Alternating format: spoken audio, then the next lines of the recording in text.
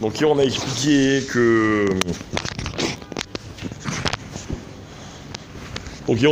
que... on doit faire le srar. Le srar doit être constitué de quelque chose qui est guidulo minaret, donc qui pousse de la terre, mais en même temps qui n'est pas mekabel touma. D'accord? Donc par exemple, est-ce qu'on a le droit de faire un srar avec de la paille? Oui.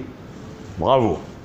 Sauf si la paille, c'est comme par exemple, vous savez, des gens qui se servent de, comment on appelle ça? Non, des nattes en paille pour s'asseoir dessus ou pour bronzer au soleil. Hein? Quand c'est travaillé, quand la paille est travaillée. Alors en un mot, quand ça devient un Kéli. Donc c'est Mekabel Touma. D'accord? Très bien. Maintenant,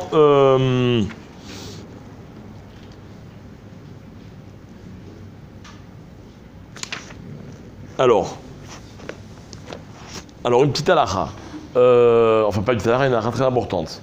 Il y a un din qui dit comme ça. Ta'asé velomina asui. On a la mitzvah de faire la souka et de ne pas être mekayem la mitzvah avec quelque chose qui est déjà fait. Ça veut dire quoi? Concrètement, ça veut dire que si par exemple il y a une souka qui est là par hasard, d'accord, et que tout d'un coup je décide que ça devient une souka, ok, imaginez, je sais pas moi, je dirais un exemple, un goy dans son jardin, il a construit une souka qui a priori pourrait être cachère. Il a construit sa souka pour se faire un kiff au mois de janvier, d'accord. Il laisse la souka en l'état. Arrive Soukot, moi je suis en plein Yom Tov ou en Chol HaMoed, je dis ah voilà une souka, tiens tu sais quoi, je vais aller manger dans la souka. Non, t'as assez vélomina c'est-à-dire qu'il faut faire la souka. De cette halakha-là, il y a un certain nombre d'incidences qui découlent et qui peuvent pour nous être importantes. D'accord? Exemple, la halakha, deux halakhot principales. La première, c'est que quand on fait une souka, on doit d'abord faire les dofanotes et on doit après rajouter dessus le srar. Et on ne peut pas faire en sens inverse. Quelqu'un qui dirait, je vais faire mon srar et après je vais faire ma souka, qu'est-ce qui se passe? Quand il fait son srar, quand imaginez, il met 4 poteaux, un cadre, des planches, enfin des madriers, et dessus il met son srar. Elle est kshira ou pas la souka? Pourquoi? Il n'y a pas les dofanotes. Et après il vient, il fait les dofanotes. Ah, problème. Donc, ça s'appelle Ta'asé me velomina asui. Et donc, cette souka-là, elle n'est pas kshira. D'accord? C'est pour ça que, par exemple, quand quelqu'un fait une souka, d'accord, que quelqu'un mange dans une souka, par exemple, d'un hôtel, il faut s'assurer que ça a été fait dans le bon ordre. D'accord? Parce que c'est extrêmement important. Eh bien, si vous ne savez pas, dans le doute, on s'abstient. Attends, une seconde. Deuxième cas de figure, quelqu'un, toute l'année, il a sur sa mirpesset, il a, vous savez, une espèce de pergola avec des croisillons qui... Enfin bref, pas des croisillons, avec un srar qui est caché toute l'année. Donc aujourd'hui, ils font comme ça, ils font comme des espèces de cadres en bois sur lesquels ils mettent des petites lamelles de bois, ok, et ça peut rester toute l'année, ça sert pour se protéger du soleil, et en même temps, c'est cachère pour le srar, d'accord? Arrivé à Soukot, le gars il se dit, bon c'est très bien, je vais juste mettre mes dofanotes, je vais la rendre kshira, et puis j'ai ma souka. On dit non, tu dois enlever le srar, d'accord, et après le remettre. Alors tu as le droit de mettre les dofanotes, d'enlever le srar et de le remettre, ça pose aucun problème, d'accord, mais il faut faire ce geste d'enlever le srar et de le remettre. Oui, après on peut discuter qu'est-ce qu'il s'appelle enlever. Si quelqu'un est confronté à ce cas-là, qui demande à un rav précisément de quel srar il s'agit et de quelle manière on peut ou l'enlever complètement ou bien même l'agiter un petit peu. D'accord?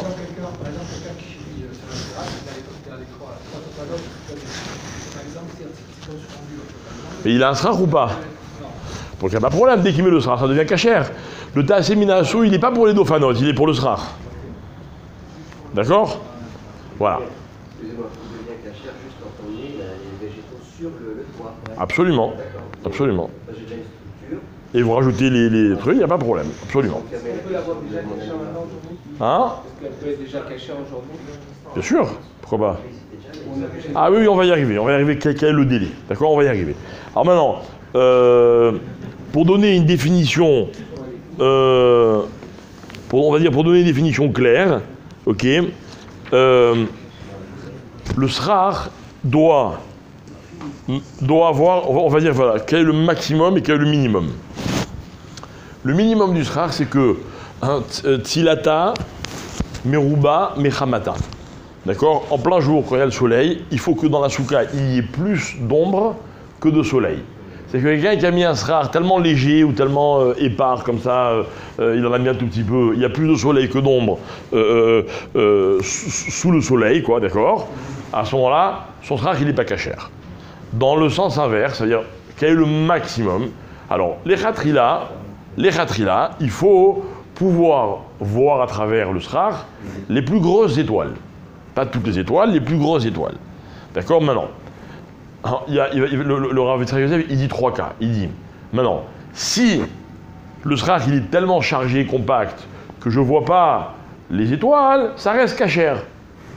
Il dit, mais par contre, si, même quand il pleut très fort, ça passe pas, il dit, alors là c'est un problème. D'accord, voilà, il est hermétique entièrement. Bon, en général, on est loin de ça. Donc, c'est-à-dire qu'il vaut mieux mettre plus que pas assez. Trop, c'est moins un problème que pas assez. Et par rapport à l'ombre, si par le dessus ça passe pas, mais par les murs ça passe. Non, ça n'a aucun problème. C'est uniquement par rapport au srar. Ce qui importe les chachamim, c'est pas que vous soyez à l'ombre. C'est que votre srar, il cache plus de soleil que ce qu'il laisse d'ombre. Voilà. Qu'au niveau du srar. Ok. Maintenant, dernier point important, juste comme ça pour connaître la technique. Il y a des postes qui, d'après le Shulchan Aruch, il faut juste que le srar repose sur quelque chose qui est pas Mekabel Touma. Alors, par exemple, des madriers en bois, parce qu'il s'appelle Pshouté Keliet, que c'est pas Mekabel Touma, ok. Donc, en d'autres termes, il faut comme ça que sur votre srar, il y ait des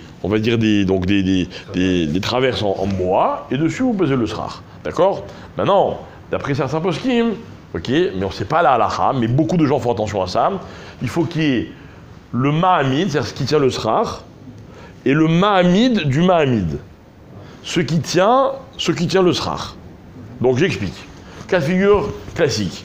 J'ai acheté une souka en kit, le cadre de la souka, il est en métal. Sur le métal, je mets des madriers en bois, dessus je mets mon srar, cachère, aucun problème. D'autres vont dire attention, ça suffit pas. Tu recouvres ton cadre en fer, avec du bois, d'accord? Ou alors tu mets 3 comme ça, et après dessus, tu mets plusieurs madriers, et c'est ça qui va tenir le srar. Et donc surtout avec le Mahamid du Mahamid, qui n'est pas Mekabel Touma. D'accord? C'est pas une obligation, mais ceux qui peuvent faire attention à ça, c'est bien de le faire. Moi je me rappelle même à Marseille, il y avait un rave, il avait une souka, elle était entièrement construite en bois. Il n'y avait pas une vis et pas un clou. Je ne me rappelle pas comment il avait fait comment on appelle ça, des entailles dans le bois pour que ça rentre pile. C'était magnifique. Et voilà, ma souka, elle tient sans bichlal, il n'y a rien qui est Mekabel Touma dans ça. Bon, c'est poussé. Mais en tout cas, je me rappelle, il était très fier de ça, etc. Alors, une fois que la souka, elle tient, mais Roach Metsuya, il a droit après de la renforcer avec du fer. Enfin, on a le droit à bichlal. C'est-à-dire que, je m'explique, même dans mon Mahamid, ou mon Mahamid de Mahamid, si je suis plus Mahmir, une fois qu'il est en place et qu'il tient avec Roach Metsuya, j'ai le droit de le renforcer. Vous entendez? Avec, je sais pas moi, il dit, par exemple, ici, il dit des morceaux de tissu qui sont Mekabel Touma, ou bien aujourd'hui des aziconymes, là, des trucs en plastique ou quoi. On a le droit. Non, mais il faut savoir une chose, c'est que par contre, le srar, c'est souvent léger. Et souvent, quand j'ai mis mon srar, il se peut qu'il ne tienne pas avec Roach Metsuya. C'est-à-dire quoi qu'il tienne pas avec Roach Metsuya? C'est-à-dire que s'il y a un coup de vent, c'est pas qu'il va s'envoler, il va partir, mais il va s'envoler un petit peu, et du coup, il y aura une partie de la souka qui est pas kshira, voire la majorité de la souka qui est pas kshira. Alors, on vend dans le commerce de la ficelle, d'accord, qui n'est pas Mekabel Touma. D'accord, il faut savoir, c'est très important. Je vous recommande vraiment de l'acheter, surtout si votre souka elle est en hauteur. Des fois, avec un petit coup de vent, le srar aujourd'hui, si les srars tout faits, là, ils sont légers, ils peuvent facilement s'envoler. Ah, d'accord? Si ça ne tient qu'avec quelque chose qui est Mekabel Touma, on n'a rien gagné. D'accord? Donc on a un vrai problème. Alors que là, si vous attachez, même si vous en mettez quelques-uns à peine, pour que ça tienne Roar Metsuya et qu'après vous renforcez avec quelque chose qui est Mekabel Touma, ça pose pas de problème. Comment une ficelle peut devenir Mekabel Touma, une ficelle? Parce qu'une ficelle, c'est un Kéli. C'est un Kéli, une ficelle. Ça aussi, c'est Mekabel Touma, c'est un Kéli. C'est pas bon, ça, non? C'est pas bon. Ça, c'est bon pour renforcer une fois que ça tient Roar Metsuya. Eh oui. Ah, je l'ai mis en galère là. C'est comme du chanvre. Hein? Cette ficelle, excusez-moi, vous l'achetez là où vous trouvez du matériel de souka. D'accord, c'est à peu près, il y a 850 magasins dans Jérusalem qui font ça. Vous trouvez par quartier. Voilà. Ah ben c'est sûr qu'ils en ont.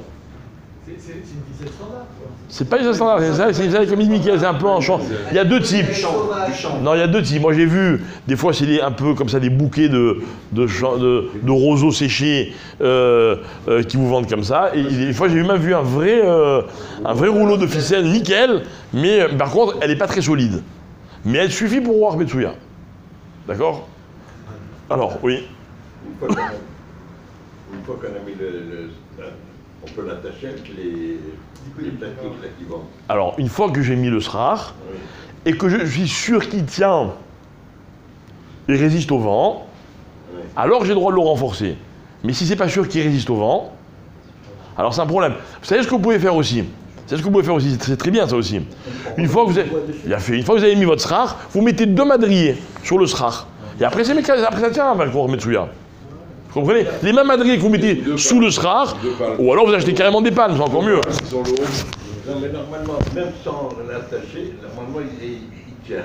Mais c'est pour. Attention. Pour être sûr de. Non, attention. Je vous arrête tout de suite. Si vous êtes sûr de votre coup, mais si vous n'êtes pas certain à 100% qu'il tient avec Roar Metsuya, votre souka, il se peut qu'elle soit pas cachère. Alors, il vaut mieux l'attacher. Ah oui, mais avec quelque chose, avec la ficelle, pas les petits trucs en plastique. Ah. Avec la ficelle qui est cachère. Bon, on a même de la ficelle cachère. Hein? Tu aurais le droit de réparer une souka qui serait envolée, qui serait... Oui. Oui. Alors, il faut que j'enlève les plastiques et je remets des extraits. Non, est-ce que vous êtes obligé d'enlever les plastiques? Quel enfer. Bon, attendez, on va voir après, on va étudier votre cas. Non, si vous avez déjà mis les plastiques, est-ce que vous devez les enlever, les remettre? Qu'est-ce que tu penses? Non, dès que ça tient, normalement. Ça tient, voilà. Si vous pensez que ça peut tenir avant, alors elle est kira comme ça, mais bon, on va voir après. Dans ce cas-là, si on met de la ficelle par après, et que grâce à la ficelle, le sera devenir. Ouais. Mais Ça met à tout ou pas? j'ai pas compris. Parce que là, le problème, c'est imaginons le SRA qui ne tient pas avec par rapport au musculaire. Et que c'est grâce au plastique qui tient. Ouais, Si après, juste de la ficelle.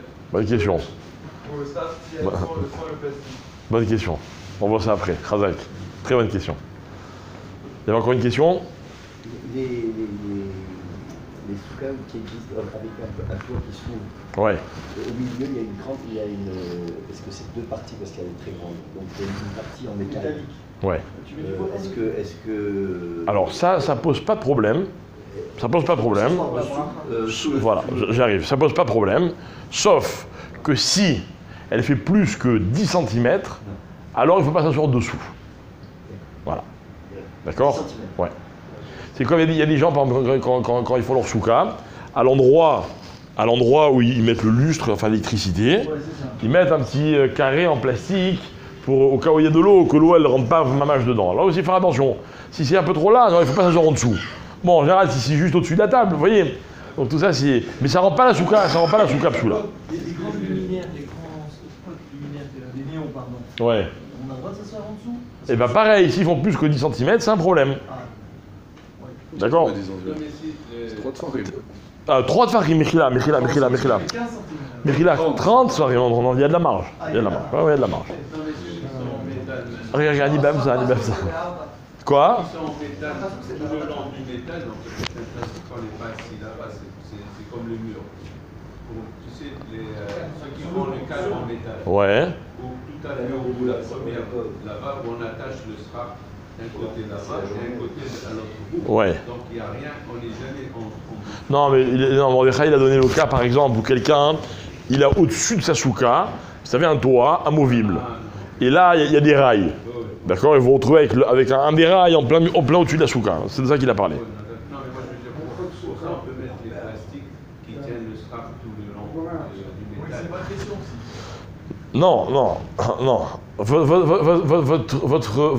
Il y a deux choses différentes. Il y a sur quoi il repose le srar, d'accord? Et qu'est-ce qui fait qu'il tient en place s'il y a du vent? Avec le plastique qui est au bout du métal. Mais ça, c'est un problème. Mais on n'est pas assis en dessous. Donc ça n'a rien à voir avec assis ou pas en dessous. Avec assis en dessous ou pas. Savoir que si jamais il y a un coup de vent et que le srar s'envole, la souka, du coup, même s'il ne s'envole pas, elle n'est pas kshira. Ouais, D'accord?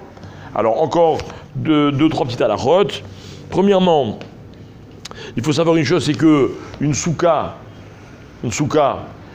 elle est asura be'ana'a pendant les 7 jours.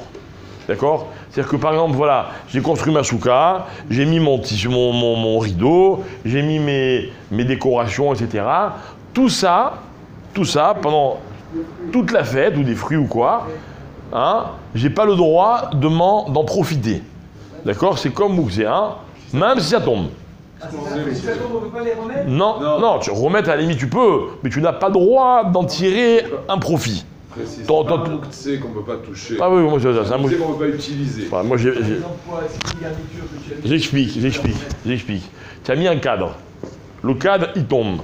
Ou bien au milieu de Soukot, je dis tiens, tu sais quoi, je vais le mettre dans la salle à manger, je vais faire un kiff.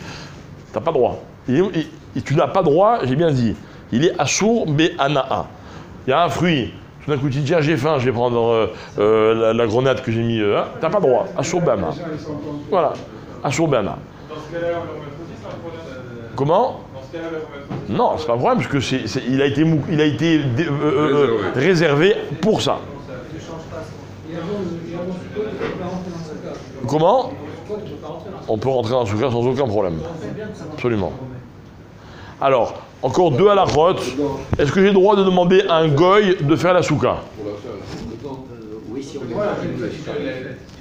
Alors, vadaï que les murs, j'ai le droit. Sur ça, il n'y a pas de question. Non, la question, c'est sur le srar. Hein? Alors, même le srar, les poskim, ils disent qu'on a le droit. Il y a des poskim qui interdisent. Il y a des poskim qui disent qu'on a le droit, en disant que c'est mieux que le juif, il déplace le srar et il le remette. Mais, il dit, si quelqu'un, il arrive, c'est Yom Tov, et on lui dit, tu sais, cette souka, c'est mon jardinier qui me l'a faite, d'accord? Mais il dit, Avad, il a le droit d'être Mevarech, les chefs souka. D'accord? Entièrement le goy. Par exemple, à l'hôtel. Ah, ici, quand on dit chef souka, c'est qu'il peut manger. À l'hôtel, c'est que des Il n'a pas le droit de Alors non, bouger. d'ailleurs, il va me donner la parole de bouger. Ben oui, mais normalement, le rave de l'hôtel, il est censé, lui, faire en sorte que au moins le srar soit lui qui le mette ou qui le déplace et qui le remette. Vous voyez, ça veut dire qu'il est censé s'en préoccuper. Mais si je ne le sais pas et je le découvre que pendant Yom Tov, alors c'est cachère. Ok?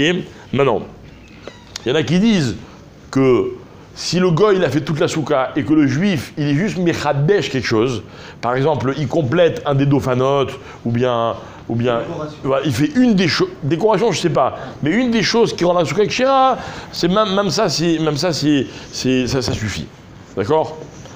Bref, mais évidemment les khatrila il faut absolument éviter. Alors dernière halakha pour ce matin, la question que tu m'as posée, ce qu'on appelle souka yeshana. C'est quoi souka yeshana? Alors une souka yeshana c'est une souka qui est en place depuis trop longtemps. D'accord? C'est quoi trop longtemps? Normalement, quand on fait la souka, on est censé la faire dans les 30 jours qui précèdent Soukot. D'accord? Maintenant, attention, même si je la fait selon toutes les règles, qu'on soit bien d'accord, j'ai fait d'abord les dofanotes, après j'ai fait le srar, machin, c'est un juif, c'est tout ce que vous voulez, tout est cachère. Mais dans la mesure où elle a été faite avant 30 jours, alors elle s'appelle Souka Yeshana. Ok? Maintenant, Bédia va d'une Souka Yeshana, c'est cachère. Et Bédia va, si j'apprends cette halakha quand c'est déjà Yom Tov, je peux utiliser ma Souka et faire l'Ishav Souka. Les Khatrila, une souka yeshana, c'est bien d'être mechadesh ota. Mechadesh ota, de nouveau, c'est la même chose. Remettre quelque chose en place, genre là, en un mot, la rafraîchir. Il n'y a que le sera qui est un char. Hein? Que le sera qui devient un char. Parce qu'il y a des... Non, mais ce qui rend la souka kshera. Donc en général, c'est le srar, mais. Ça voudrait dire que tous les éléments de la souka, on peut les utiliser aussi pendant l'année Bien sûr, pour faire autre chose. bien sûr. Là, c'est sûr, il n'y a aucun problème. C'est pour 7 jours seulement. Voilà, c'est que les 7 jours, exactement. Tout à l'heure, le 4 qui tombe, on ne peut pas le remettre. Si, pas pendant le Yom Tov, mais pendant la mois, vous pouvez le remettre, mais vous ne pouvez pas l'utiliser pour autre chose. Ok? Alors, dernière chose, faire attention à ce qu'on appelle Souka Gzula. C'est quoi Souka Gzula? Alors, il y a deux cas de figure de Souka Gzula, on va dire les deux cas les plus répandus. Le premier cas, c'est...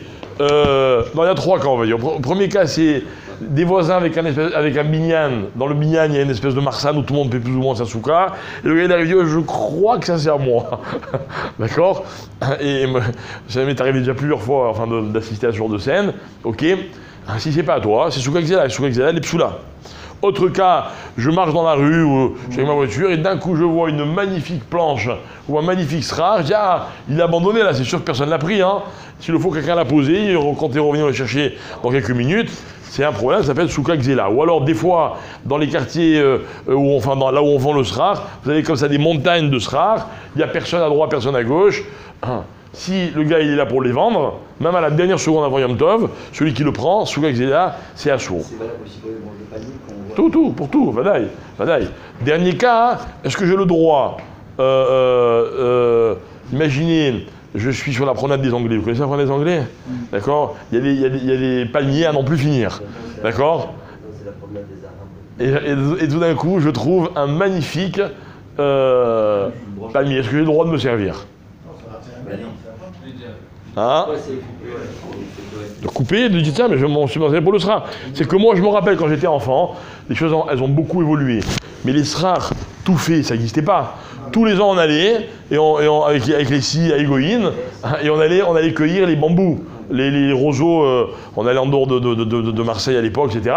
Il fallait faire super attention que ce soit dans un endroit qui est efker, qui appartient à personne. Parce que si vous faites ça, vous prenez ça dans un champ qui appartient à quelqu'un, c'est du gazelle. C'est pas, le Khadas, c'est la même chose. Hein? Le Khadas, pour le loulav. Oui, c'est valable. Mais c'est plus rare de trouver un loulav ou un hadas et de dire tiens, il appartient à personne.